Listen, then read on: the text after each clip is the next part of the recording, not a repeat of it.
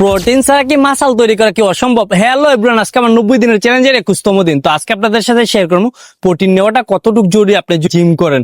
তো অবশ্যই এই ভিডিওটা পুরোপুরি দেখলে আপনি অবশ্যই ধারণা পেয়ে যাবেন প্রোটিন নেওয়াটা কতটুকু জরুরি। বা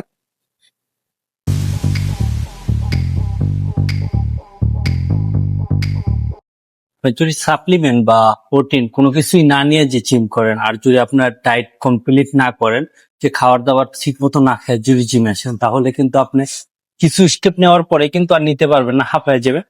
এই যে দেখা যায় 1, 2, 3, 4, 5, 6, 8, 9, 10 এই অবস্থা। তো যতটুকুই পারবেন খাওয়া দাওয়া মেনটেন করবেন। আর যদি প্রোটিন না নিতে চান, ওইটা আরো বেশি ভালো যদি আপনার খাবার দাবার যদি মেনটেন করতে পারেন।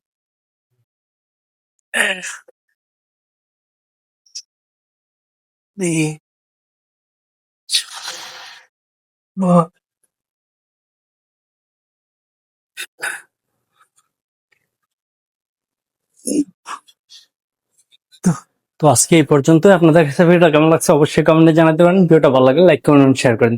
সবাই ভালো থাকেন, আল্লাহ হাফেজ।